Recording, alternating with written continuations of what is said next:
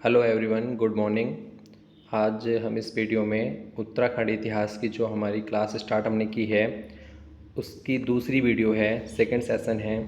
तो स्टार्ट करते हैं। निम्नलिखित कथनों पर विचार कीजिए। अल्मोड़ा के काला माटी, मल्ला पैनाली, ये जो दोनों स्थान है कहाँ पर है? अल्मोड़ा में है।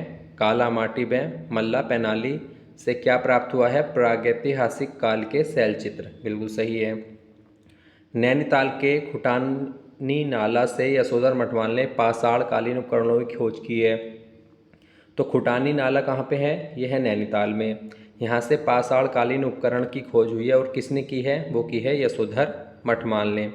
उत्तरकाशी के यमुना घाटी स्थित हुडली से, बहुत इंपॉर्टेंट प्रश्न है, पूछा जाता है हुडली कहाँ पे है? तो यमुना घाटी में है। और कहाँ पर है? उत्तरकाशी में। यहाँ से नीले रंग के शैलचित्र प्राप्त हुए हैं।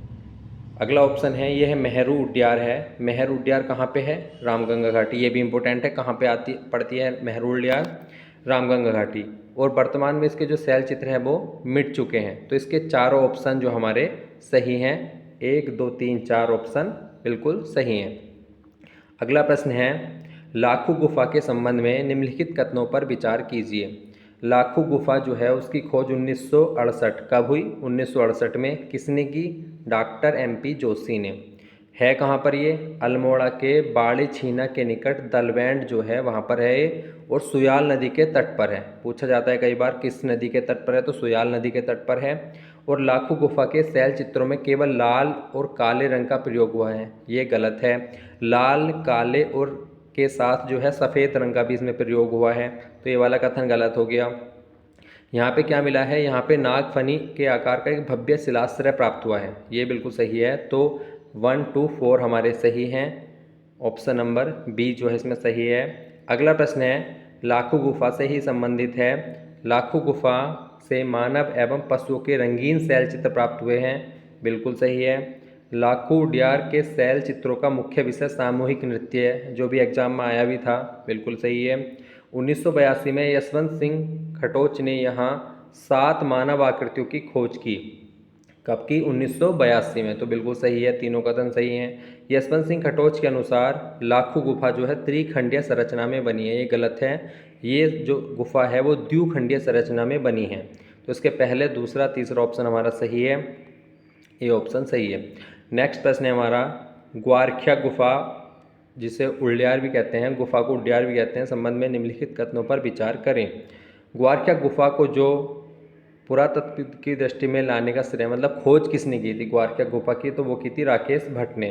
कब की थी? 1993 में। है कहाँ पर ये? चमोली के जो डुंगरी गांव हैं और अलकनंदा नदी के तट पर हैं। जबकि लाखू गुफा किसके तट पर थी? वो थी सुयाल नदी के तट पर। ये अलकनंदा नदी के तट पर है। यहाँ से 41 रंगीन चित्र प्राप्त हुए हैं। कितने हुए हैं? 41 रंगीन चित्र प्राप्त हुए हैं, जिसमें 8 पशुओं के तथा शेष मानव आकृतियाँ हैं। चारों ऑप्शन हमारे इसमें सही हैं, 1 2 3 4, चारों ऑप्शन सही हैं।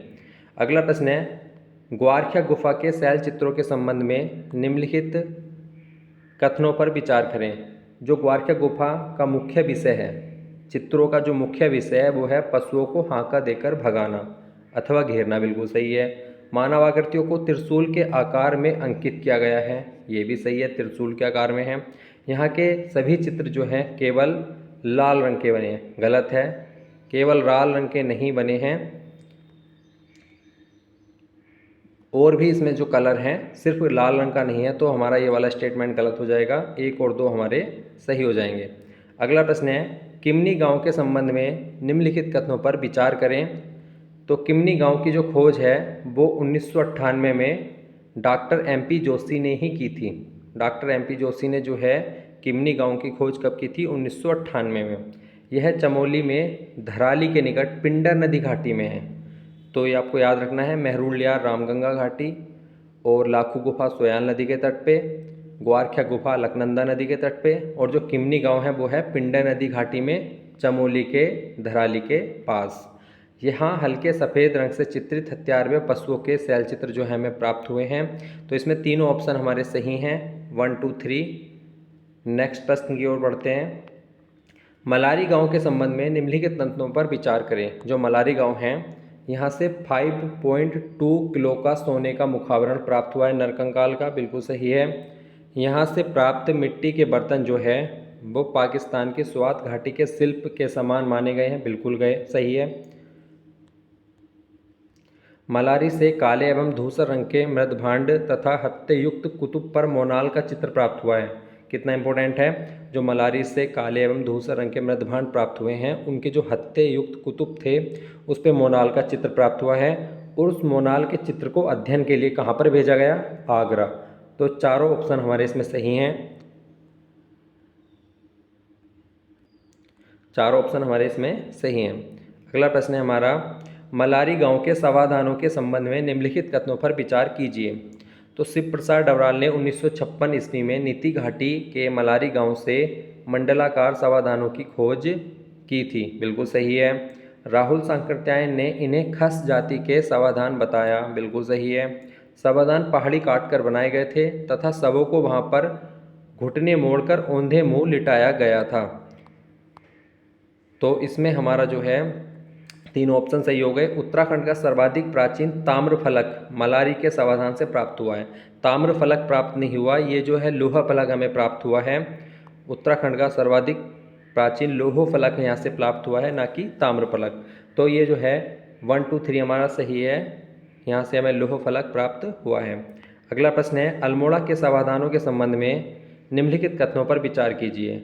पश्चिमी रामगंगा घाटी के नोला जनाल गांव, नोला जनाल गांव कहाँ पे पड़ता है, पश्चिमी रामगंगा घाटी के पास में। समाधानों की खोज यशोधर मठवाल ने की, बिल्कुल सही है। सानड़ा एवं बसेड़ी ग्राम के समाधानों की खोज यशोधर मठवाल ने की, ये भी सही है। सानड़ा एवं बसेड़ी से केवल अरना बैरियल प्रकार के समाधान प्राप्त हुए हैं, ये गलत है।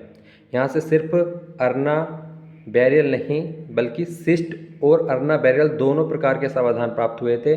तो केवल 1 और 2 प्रश्न आंसर हमारा सही है। अगला प्रश्न है, लुएथाप के संबंध में निम्नलिखित कथनों पर विचार करें। तो लुएथाप जो है वो अल्मोड़ा जनपद में स्थित है, बिल्कुल सही है।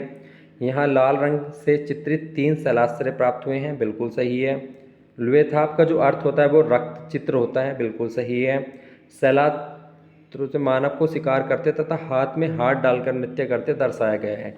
तो जो लुएथाप का मुख्य विषय है वो है मानव को शिकार करते तथा हाथ में हाथ डालकर नृत्य करते हुए। तो इसके हमारे चारों ऑप्शन हमारे सही है, आंसर डी हमारा सही है, 1, 2, 3, 4। अगला प्रश्न है, पेट साल एवं फड़का नोली के संबंध में निम्नलिखित कथनों पर विचार करें। फड़का नोली की खोज 1985 में डॉक्टर यशोधर मठवाल ने की। फड़का नोली से 3 शैलाश्रयों की खोज हुई है, बिल्कुल सही है। पेट साल की खोज 1989 में यशोधर मठवाल ने की। फड़का नोली की 1985 और पेट साल की 1989। पेट साल और फड़का नोली जो दोनों हैं वो कहाँ पर हैं, सोयाल नदी के तट पर। तो बिल्कुल सही है, चारों ऑप्शन हमारे सही हैं। तो इसमें डी ऑप्शन जो है नहीं, 1, 2, 3, 4 जो है इसके चारों ऑप्शन हमारे सही हैं। अगला प्रश्न है, फल सीमा के संबंध में निम्नलिखित तथ्यों पर विचार करें। फल सीमा से योग तथा नृत्य मुद्रा में मानव चित्र प्राप्त हुए हैं। तो जो चित्र हैं इस प्रकार से योग करते हुए हमें यहाँ से प्राप्त हुए हैं। फल सीमा में 2 चट्टानों पर 2 कप मार्क्स भी बने हुए हैं, इस प्रकार से बने हुए हैं 2 कप मार्क्स फल सीमा में। फल सीमा से कत्थई रंग की मानव आकृतियाँ प्राप्त हुई हैं। तो 1 और 2 सही हैं, जबकि हमारा इसका सही आंसर है फल सीमा से जो है योग और नृत्य मुद्रा में मानव चित्र प्राप्त हुए हैं, जबकि कत्थई रंग की जो मानव आकृतियाँ वो कहाँ से प्राप्त हुई है, वो हुई हैं प्राप्त पेट साल से। तो थर्ड ऑप्शन हमारा गलत है, पहला और दूसरा ऑप्शन हमारा बिल्कुल सही है। अगला प्रश्न है, उत्तराखंड में ताम्र उपकरणों के संबंध में निम्नलिखित कथनों पर विचार कीजिए। 1986 में अल्मोड़ा से एक ताम्र उपकरण प्राप्त हुआ, बिल्कुल सही है। 1989 ईस्वी में पिथौरागढ़ के बनकोट से 8 ताम्र उपकरण प्राप्त हुए थे, ये भी सही है। बनकोट से प्राप्त ताम्र उपकरण वर्तमान में अल्मोड़ा के राजकीय संग्रहालय में सुरक्षित हैं। अल्मोड़ा के राजकीय संग्रहालय में सुरक्षित हैं। जो बनकोट पिथौरागढ़ से 8 ताम्र उपकरण प्राप्त हुए हैं वो अल्मोड़ा संग्रहालय में संरक्षित रखे हुए हैं। अगला ऑप्शन है, बनकोट से प्राप्त ताम्र उपकरण नैनीताल संग्रहालय में सुरक्षित है। तो ये गलत है क्योंकि ये अल्मोड़ा में सुरक्षित हैं। तो 1, 2, 3 ऑप्शन हमारा सही हो जाएगा। अगला प्रश्न है हमारा, उत्तराखंड में ताम्र संस्कृति के संबंध में निम्नलिखित कथनों पर विचार कीजिए। उत्तराखंड में ताम्र उपकरणों की खोज बनकोट पिथौरागढ़ और बहादुराबाद हरिद्वार सहित अन्य स्थानों से हुई है, बिल्कुल सही है। ताम्र संस्कृति ऊपरी गंगा घाटी की प्राचीनतम संस्कृति मानी जाती है, बिल्कुल सही है। बिठुर, बिसोली एवं फतेहगढ़ से ताम्र उपकरण प्राप्त हुए हैं, बिल्कुल सही है। ताम्र संस्कृति दक्षिण गंगा घाटी की प्राचीनतम संस्कृति मानी जाती है, दक्षिण गंगा घाटी की नहीं, जबकि ये ऊपरी गंगा घाटी की प्राचीनतम संस्कृति है। कौन सी? ताम्र संस्कृति। तो ये वाला ऑप्शन जो है हमारा गलत है, ऊपरी गंगा घाटी की प्राचीनतम संस्कृति माना जाता है इसको। तो 1 2 3 हमारा सही हो जाएगा। अगला प्रश्न है, हरिद्वार के बहादुराबाद के संबंध में निम्नलिखित कथनों पर विचार कीजिए। बहादुराबाद से प्रागैतिहासिक काल के ताम्र उपकरण प्राप्त हुए हैं, बिल्कुल सही है। यहाँ से ताम्र में जो चूड़ियाँ और कड़े प्राप्त हुए हैं, जो ताम्र उपकरण हमें प्राप्त हुए, तो यहाँ से क्या मिला है? चूड़ियाँ और कड़े। बहादुराबाद में 1959 में ताम्र उपकरण प्राप्त हुए, बिल्कुल सही है। बहादुराबाद से केवल लौह उपकरण प्राप्त हुए हैं, बिल्कुल गलत है, क्योंकि यहाँ से ताम्र उपकरण भी प्राप्त हुए हैं। तो 1 2 3 हमारा सही है। अगला प्रश्न है, उत्तराखंड की ताम्र संस्कृति के संबंध में निम्नलिखित कथनों पर विचार करें। कुछ इतिहासकार ताम्र संस्कृति के उपकरणों को सुगंधित कुठार मानते हैं, कुठार मानते हैं। पुराविदों के अनुसार ताम्र संस्कृति निर्माताओं को ताम्र की आपूर्ति पोखरी, धनपुर डोबरी एवं अस्कोट की खानों से होती है, थी, बिल्कुल सही है। जो तांबे की आपूर्ति होती थी वो उत्तराखंड की विभिन्न स्थानों से होती थी। आगरी जाति जो है ये प्राचीन काल से ही खनन कार्य से जुड़ी है, तो ये भी इम्पोर्टेंट है। और ताम्र की आपूर्ति मुख्यतः राजस्थान के खानों से होती थी, ये गलत है। तो ये क्योंकि ये उत्तराखंड के स्थानों से ही प्राप्त हो जाता था। तो 1 2 3 हमारा सही आंसर है, सी ऑप्शन। अगला प्रश्न है, आद्य ऐतिहासिक काल के संबंध में निम्नलिखित कथनों पर विचार करें। आद्य ऐतिहासिक काल के प्रमुख स्रोत क्या हैं? तो पौराणिक ग्रंथ, बिल्कुल सही है। उत्तराखंड का प्रथम उल्लेख किस में मिलता है? तो ये ऋग्वेद में मिलता है, सही है। ऋग्वेद में उत्तराखंड का देवभूमि एवं मनुष्यों की पुण्य भूमि कहा गया है। ऋग्वेद में क्या कहा गया है उत्तराखंड को? देवभूमि एवं मनुष्यों की पूर्ण भूमि कहा गया है। उत्तराखंड का प्रथम उल्लेख अर्थवेद में नहीं मिलता, क्योंकि ये ऋग्वेद में मिलता है। तो 1 2 3 हमारा सही आंसर हो जाएगा। अगला प्रश्न है, वैदिक एवं ब्राह्मण ग्रंथों के संबंधित निम्नलिखित कथनों पर विचार कीजिए। ऐत्र ब्राह्मण में उत्तराखंड के लिए उत्तर कुरु शब्द का प्रयोग किया गया है, बिल्कुल सही है। दक्षिण कुरु का प्रयोग मेरठ हस्तिनापुर क्षेत्र के लिए किया गया है, ये भी सही है। कौस्तकी ब्राह्मण में बाक देवी का निवास स्थान जो है बद्रिकाश्रम बताया गया, तो ये वाला ऑप्शन हमारा ये भी सही है।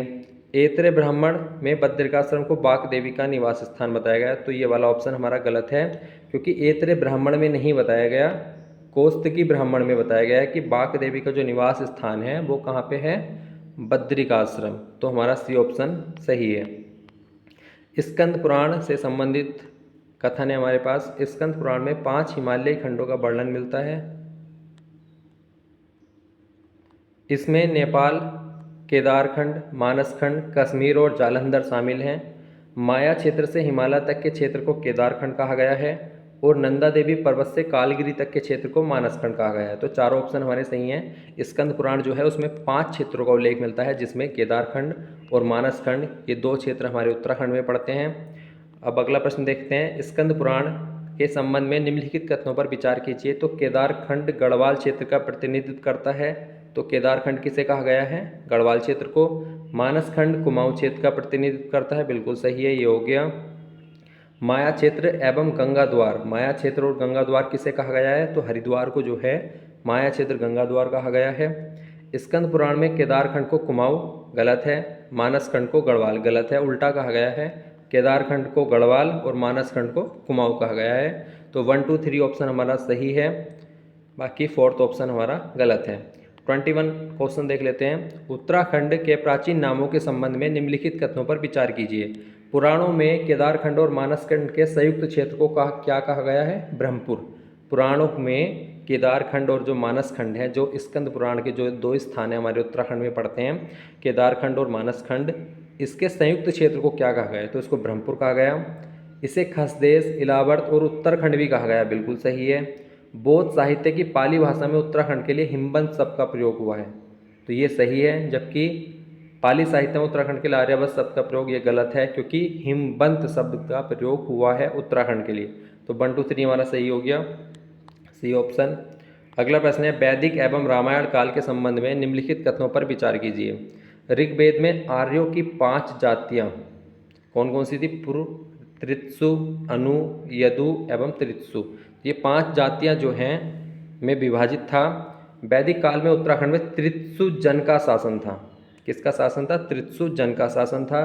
रघुवंश महाकाव्य में गढ़वाल हिमालय के लिए गौरी गुरु का शब्द का प्रयोग हुआ है। जो गढ़वाल हिमालय है उसके लिए गौरी गुरु का शब्द का प्रयोग किस में हुआ? रघुवंश महाकाव्य जो कालिदास जी की रचना है उसमें इसका प्रयोग हुआ है। रामायण काल में अंगद एवं चंद्रकेतु जो भरत के पुत्र थे, नहीं, ये लक्ष्मण के पुत्र थे जो रामायण काल में अंगद एवं चंद्रकेतु।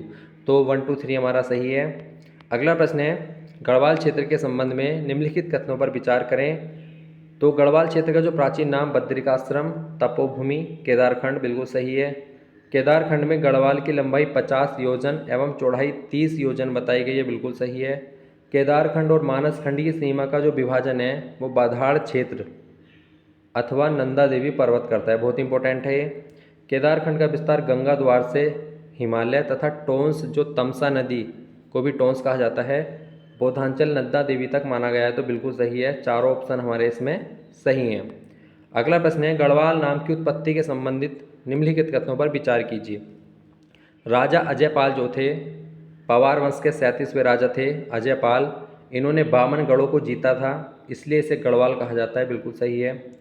हरिदत्त भट्ट शैलेश जो हैं इन्होंने गढ़वाल शब्द की उत्पत्ति का संबंध छोटी छोटी गाढ़ों नदियों से माना। जो छोटी छोटी नाले नदियाँ होती हैं उनसे जो है इसकी उत्पत्ति का संबंध माना है। किसने? हरिदत्त भट्ट शैलेश ने।